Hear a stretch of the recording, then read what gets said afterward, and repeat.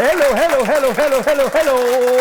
Welcome back to your favorite online program, Talk Shop, where we tell it like it is and let the chips fall where they may. And as we always ask on this show, what time is it? And then the answer is always the same, folks. It is nation time. Thank you. It is nation time. It's nation time. It's nation time. And the whole idea is to do this. Rally all Ghanaians.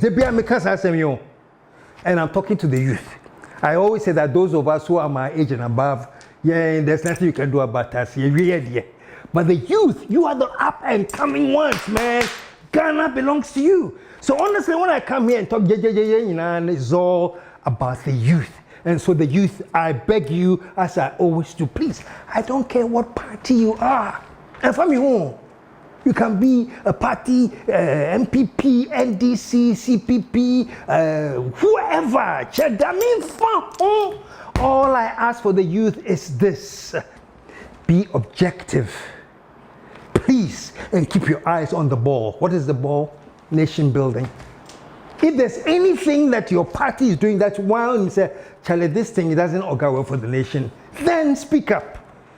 That's all I say, folks. So I say again, what time is it? And the answer again is what? Nation time.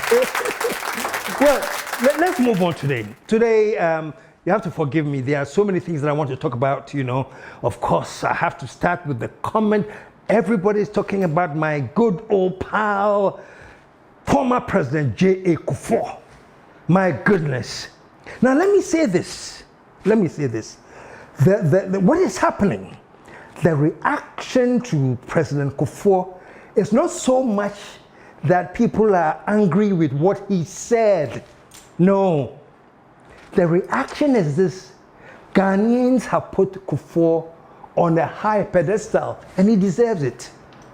He's very gentle. He was called the gentle giant, by the way. He's a gentleman. He's tolerant. He can be accommodating and everything. He has all the elements of a democratic statesman. He has all the elements. And so people didn't expect ever in his life that he was going to endorse a partisan candidate, because they think it has reduced his statesmanship, and it has now put him back on the level of partisan conversation. What do I think about this? I'll tell you what I think about this, folks. I'll tell you plain. It doesn't surprise me one bit that he endorsed Bawumia. It doesn't surprise me. And I'm surprised that people are surprised that he has endorsed Bawumia as the rightful candidate. Do you know why it doesn't surprise me? Because Kufour is a UP man through and through. Do you know the UP? That's the origins of the MPP. It's called the UP, United Party. One day I get a lawyer Anoche to come and give us some history. The whole thing started called United Party, and that was the same party that eventually metamorphosed into the Progress Party, PP. And PP is the same party that eventually transformed itself. It's now called the New Patriotic Party. And I'm saying that Kufour is a UP man. There's no question about that. Kufour's foundation and everything is UP. So having said that, why would it surprise me that he is actually endorsing a UP presidential candidate? Folks, let's be real. Did anybody think that the statesman, President Kufour, wanted to say, actually, I think that we should move for Mahama? No more expectations. Or did you expect that the Kufour come and endorse maybe Alan or maybe Cheddar? No! If Kufour is going to endorse anybody, it's going to be the MPP presidential candidate, because he's an MPP man through and through. Even as a statesman, he has his political affiliation. And by the way, he was the first MPP man candidate who was able to serve 2 terms in office without a coup. Before he came on, there were coup d'etats in Ghana by heart. Kufour was the first civilian who served his 2 terms. I'm talking about the Uniform Republic without the coup. So yes, he is a UP man through and through, but yes, he's with an MPP. So endorsing Bawumia is not a surprise, oh, folks. For me, I think what worries me is this, that his endorsement of Bawumia came with his belief that he actually is convinced that Bawumia is the person who is going to rescue Ghana's economy. Oh, Your Excellency, I think that is where the whole Ghanaians are so like, really? Okayampa. Look, the fact is that this economy was castrated by Bawumia. The Ghanaian economy as we speak now is impotent too. When we say impotent, you understand? Eh? When we say a man is impotent, you know what it means. When we say the economy has been castrated and is impotent, you know what it means. And the fact that the economy's castration was orchestrated by the MPP and by Bawumia is what is shocking people, that he is the person to come and revive the economy. Oh, Your Excellency, come again. Bawumia will come and revive the economy. Your Excellency, come again. Massa, how many lectures did Bawumia give? Central University, why?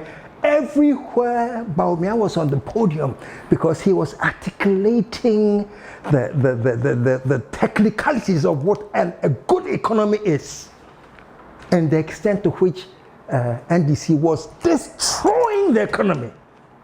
If you hand over an inefficient Tico car to me, and I work hard, and by the end of the day, I hand over to you a very efficient Metro Mass vehicle. And now you take this Metro Mass vehicle and say you want to compare it with your inefficient Tico car. I mean, it just doesn't make sense. Mr. Chairman, the efficient mass transit vehicle we handed over is breaking down slowly. And the earlier we take it back, the better. It has also borrowed so much on our behalf, and in the process has more than doubled Ghana's external total public debt.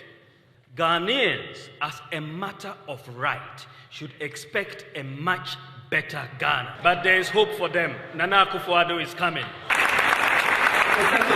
And that's what gave us the hope. And as Nanado himself has said several times, on several occasions, he was brought in specifically for the economy. Listen to this. I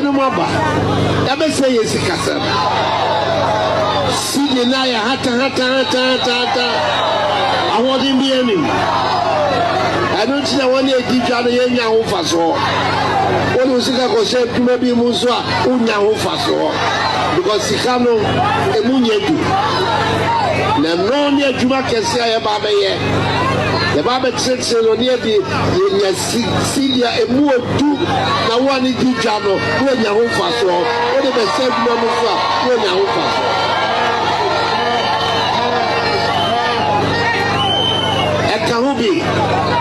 Kaobi tina me kofa Bawumia so me kame ho ye hihye ye sikasem no eyie na sika no emunye dubio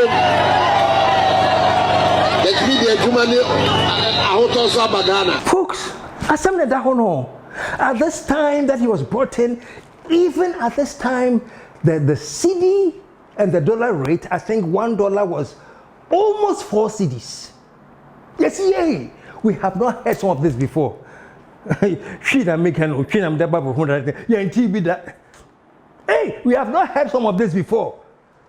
If you want $1, you have to change almost 4 cedis. So let's bring in the whiskey. And Your Excellency, former President, that is why Bawumia was brought to come and salvage the economy. And when he came, he made it clear in all his speeches. When the fundamentals are wrong, the economy will kick you in the ass. You remember that quotation?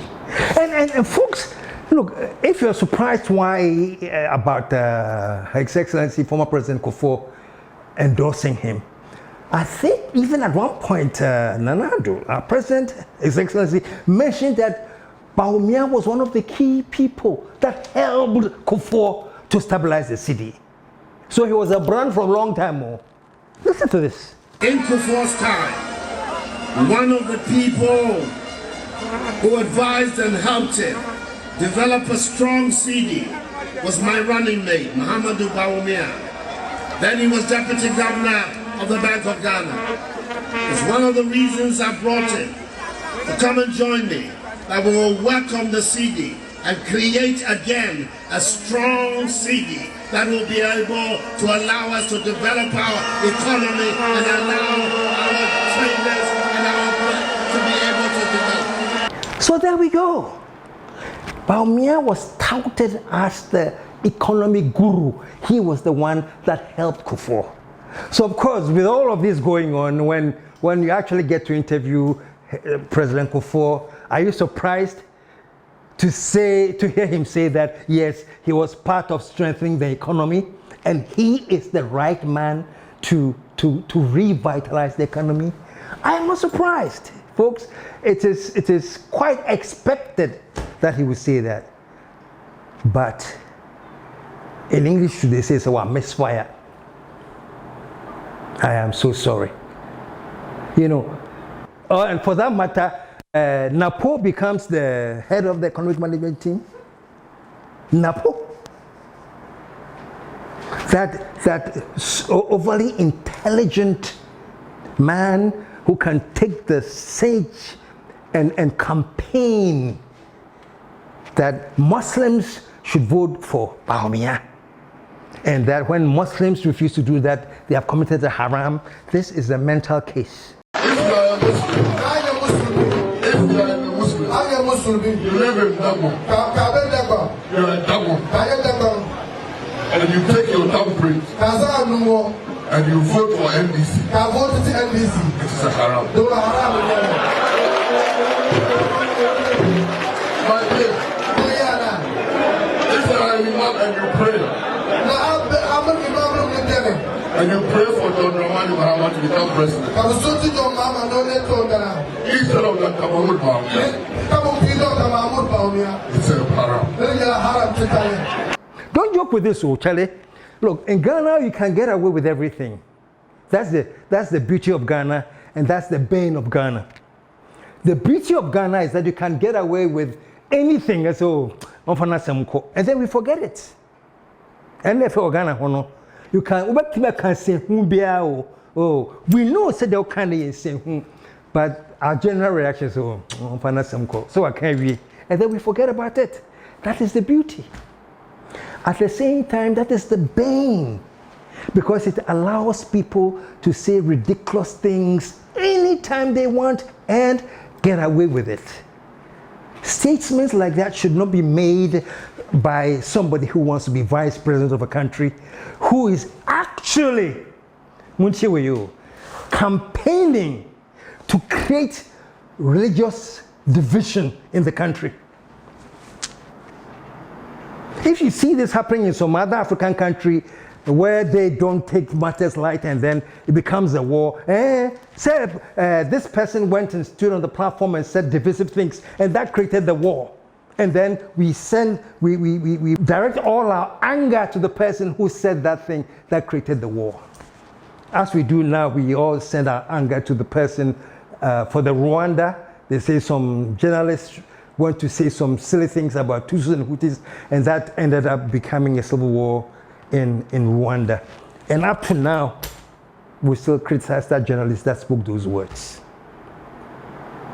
If Ghana, luckily, the beauty about us Ghanaians is that even when you are speaking rubbish, and everybody knows you're speaking rubbish, because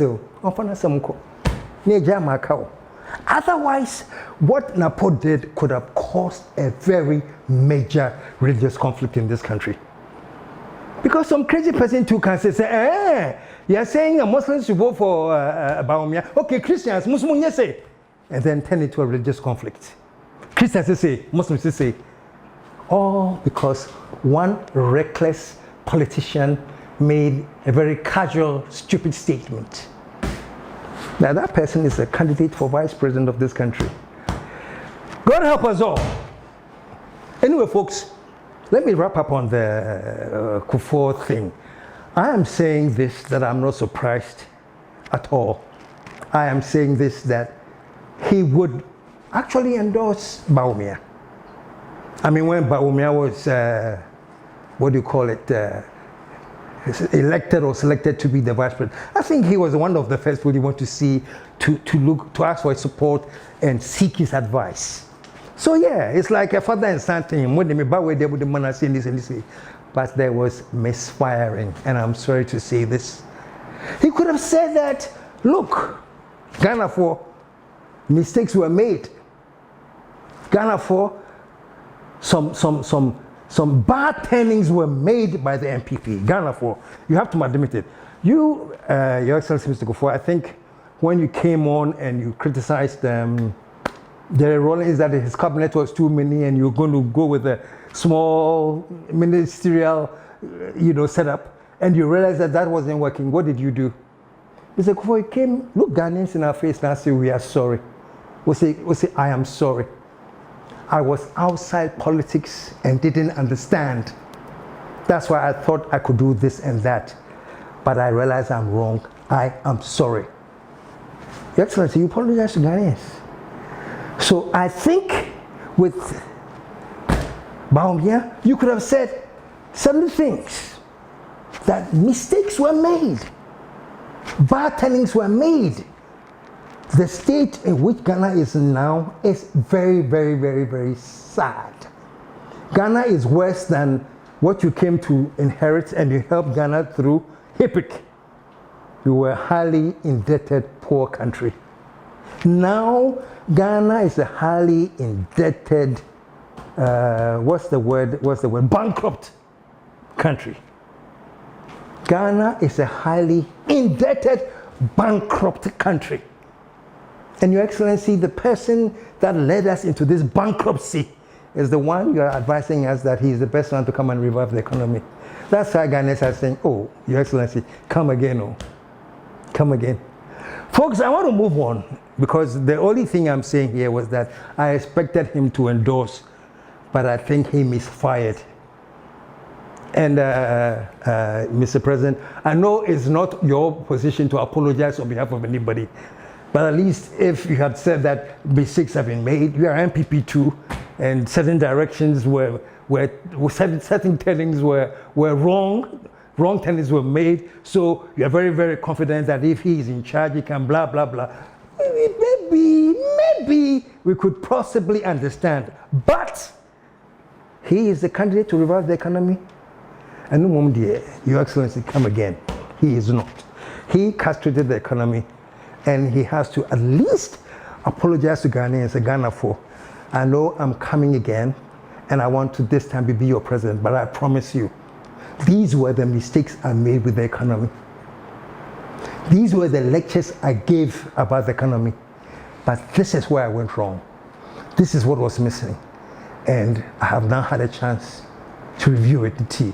Now I know exactly what I'm going to correct. Anyway, let's move on, folks. Ghana, one thing, and this is going to section 2 of my lecture today. One thing that really, really baffles me is the statement that people make. Parties no minaya pe.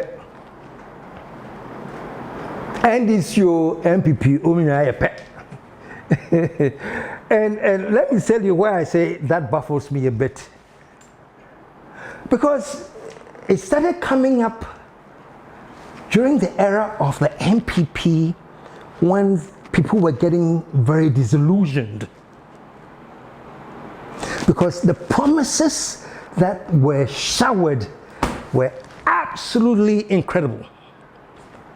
Plenty promises were showered. But God willing, if they voted for me, that I will do. I want to assure you, we are going to do all the things that we said we're going to do. Free pre-secondary education, the revival of the National Health Insurance Scheme, one district, one factory, one village, one dam, the Zongo Development Fund. All of these are matters that we are going to address and do. By the grace of God, inshallah, I am not going to let you down or disappoint you. I'm promising you, within 18 months of a new government of the NPP under my leadership, the face of our country, Ghana, is going to change. And when operations began and the promises were not flowing as were showered and people were starting to lose hope, they didn't just say, oh, Charlie, we have lost hope because the MPP promised and failed. No, rather it was, oh, Charlie, and then we lumped them all together. There are certain things that I will tell you that, yeah, when it comes to their politicians, there are certain elements of that I agree with, sir. When it comes to those elements, they are politicians, but there are certain things too, when it comes to the direction of whoever the leader of that party is, you can tell certain differences. One thing that all politicians when they say politicians one thing that amplifies that is the fact that politicians when it comes to seeking power. End of discussion. The role of a politician is one, either stay in power. Maji power no, minko. Power media. I'm staying in power till death do me part. This is mine. That is the aim of a politician when they get power. The role of the politician, one, is to get power. Stay in power and entrench themselves in power. Or take power. So much as here. So the politician is either in power, trying all that they can to stay in power, or maybe they are now out of power, trying all they can to get back to power. To that extent, when you say that all politicians are the same, I won't argue with you. The fundamental instinct and the fundamental desire of every politician is power. How they entrench themselves and stay in power, or how they want to come back and take power. And India, if you say that all politicians are the same, yes, I can understand you to that extent. But in terms of the leadership, nobody can convince me today that when you talk about the leadership, Tamils, Mahama, Kufour, Bawumia, when it comes to their style of leadership, nobody can convince me that they're all the same. And maybe on another show, I can break it down and tell you how all of them have different styles of leadership. So when it comes to saying politicians now a panel, I'll agree with you to the extent that when it comes to seeking political power, but when it comes to the direction and the vision of the various different leaders, trust me, but having said this about politicians, now you pull, you pull, obey a pull, you buy them out 2 years now, and then another person comes, give them 2 years, and they go, 2 years, then they go. So we need a third force. Isn't that the commentary held the time? And become then people go and this will come and we come back. So actually what we need is to break this duopoly. We need a third force. That became very, very popular some time ago during the, I think it was the era of Fix the Country. We need a third force. Let me tell you why I do not believe in that. Folks, third force, and where are they coming from? Are they coming from us? No. Seriously, tell me, maybe I don't know everything. Maybe we have a third force that will come from Jupiter. I don't know. Or Mars, or Saturn, or maybe Baby Cry, or somewhere different where the third force is coming from. They are different. They think differently. Their constitution as a human being is different. Their method of thinking, everything is different. That is a third force that is coming in that we don't know because omnius non cry. Yeah, if you have something like that, then thank you. Then when they say when you did a third force, I say, oh wow, I like to see that third force. But what I'm saying is that all the times we get third force, third force, third force. Where is the third force coming from? Ghana for. Are they not the same Ghanaians that we see every day? The same Ghanaians that we see. We go to church with them, we go to the mosque with them, we go to market with them, we go up and down with them, we cheat with them, we lie with them, we are dishonest with them, we are corrupt with them. The same pool of Ghanaians. Except that this one is coming as a third force because I'm not that MPP or NDC, TB be a third force. So that was the whole thing. We need a third force, we need a third force. And my question was, so please, just answer me. Where is the third force coming from? The same Ghanaians. They too will come and you realize that they will seek the power with all the intensity they can find, get the power, if they do get the power, also do everything that they can to stay in power. That's the mindset of the politician. First force, second force, whatever. So every time I keep saying this, and I've been telling my young man editor, because I speak to him a lot, you know, because he respects me actually. I'm working with a very Ulu, I'm working with Ulu, so let me learn as much as I can from him. So yeah, I'm impressed. He will sit down with me, he will ask me questions, he wants to know. And I've been telling him all the time. I call him yes boss. I say yes boss. This third force, this fourth thing is a myth. What Ghana needs is a first force. When you see him ask him, oh, he's not dead, he's still alive. Yes, boss, he's still alive. When you see him ask him, I tell him all the time, I say, look, all this third force crap, a part of our youthful exuberance. We don't need any third force. What we need is a first force. Yes. And do you know who the first force is? We should read the Constitution of Ghana. There are three letters there that kills me. WTP. WTP. We the people. The Constitution is reciting we the people in whose sovereignty Ghana actually sits. We the people. Folks, the first force, and the only time we can get a very, very, very active force is with the people. To be conscientious, to be alert. And when the people have a conscience, you know, I think when I was interviewing, what's his name? Ivan, that young gentleman that I spoke with, he said something quite interesting. He says the politician's dream is to rule fools or something to that effect. Every politician dream of ruling, quote and unquote, an unreasonable group of people. The best thing that can happen to any leader is to rule fools. They don't ask questions. Whatever that you throw in their wake, they swallow it. The dream of a politician is to rule fools. Is to get a bunch of people who are easily manipulated. And then, be a politician, be a pool. Maybe that's one other thing you all have in common. You want a bunch of people you can easily manipulate. Somebody you will tell in an election that vote for me, I will come and do 3, 4, 5, 6, 7, 8, 9, 10. You won't do any of them. But they will forget. So that by the time you come again to talk to them, you say again, vote for me, I'll do 3 for all these things. And then, yeah, they play the vuvuzela on you.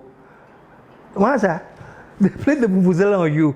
And you're like, isn't it the same person just a week ago was you know, I mean, Mr. Bawumia, I'm sorry I have to pick on you. Because there's one clip I saw of you, man, about how you're going to give jobs by creating a new railway line. Look at this. The key things are mayor as president, as the legacy of a railway system. Yeah, the rail no every Accra Tema to Kumasi all the way to Paga.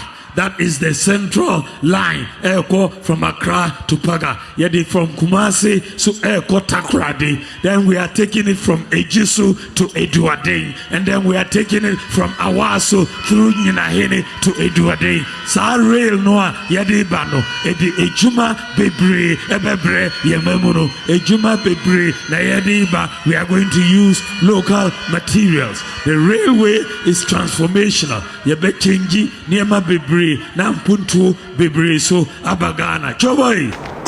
I mean, do you hear that promise? A big railway line from Accra to Paga. Now say, wanna vote for me. And now people, ooh, vuvuzela. Politicians love that, folks. We have a very, very, very short memory. They can tell you, we'll do this, we won't do it. And next time they'll come and tell you, we'll do the same thing. They won't do it, but we blow the vuvuzela on them. So why wouldn't they be changing back and forth?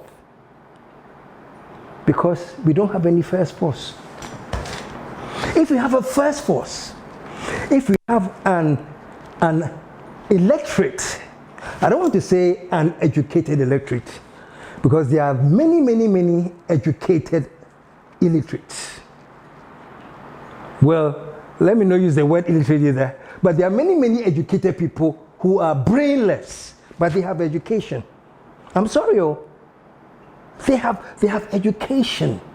Say they have studied the book, they understand A, B, C, D in the book, but on the ground, yeah, there's a difference between being knowledgeable academically and understanding the economics, and being knowledgeable because you understand the workings of humanity and human relations on the ground. Okay? So if we have a first force that is enlightened, I like to use that word, not educated though. Enlightened, it means that they have been exposed. It means that they have critical thinking. It means that they have ability to analyze.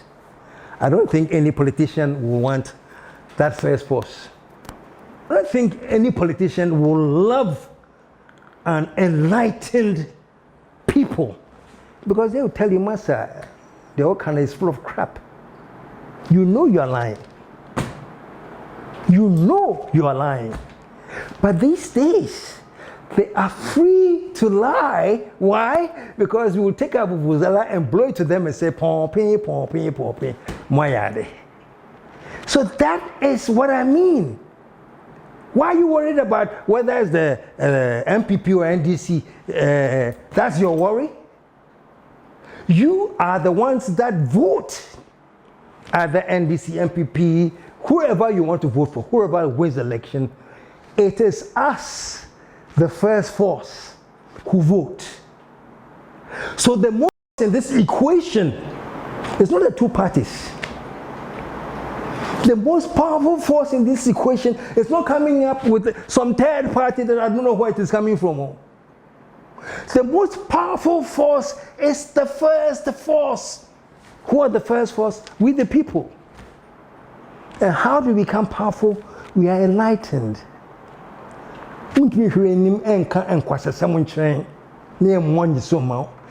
are doing too much for that, which no politician possibly really doesn't like. You know? Because we'll keep you on your toes and we'll keep questioning you. So folks, I'll do a whole show on this, but not today. Today, dear, I just want to send this out there. We are very close to the election. And my next episode coming up soon will be what my views are, what I expect, and what I advise for this coming election, which is very close.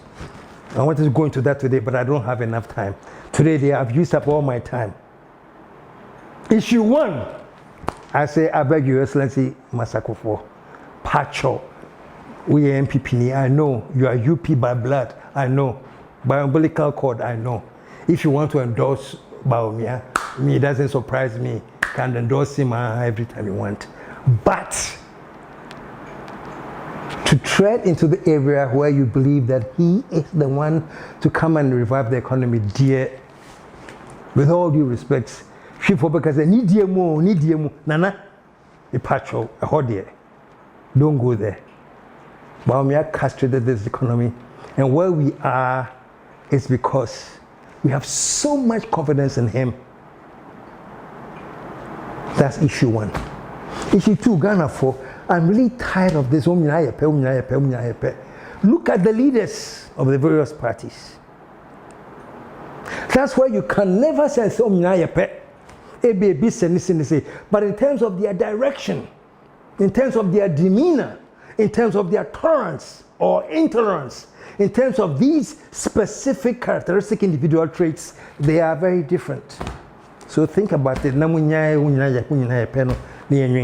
But folks, today I'm telling you, elections are close, and please expect my next show, which is what should happen on December 7th. And it's going to be my appeal to the whole of this country. Because let me say this, folks, no matter what,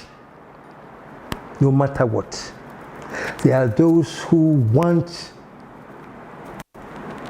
to have confusion, who want to have inconsistencies with how things go. But let me tell you, Ghanaians are ready to go and vote December 7th. We are going peacefully to thumbprint peacefully. And all that we are looking for is that every vote counts, and there's nothing funny. Everything is transparent, and then we'll move on. But that's not the show for that. I'll talk about that in my next show. But for today, let me end it here and say, we are ready. We are ready for another peaceful election. No matter what is planned, no matter what the designs are, we the people are ready for a very peaceful election, and that is what we're going to conduct ourselves on. So folks, until I come back again, this is KSM on Talk Shop, telling you like it is and letting the chips fall where the bloody hell will. And as we always say, what time is it, folks? It's nation time. God bless all of us.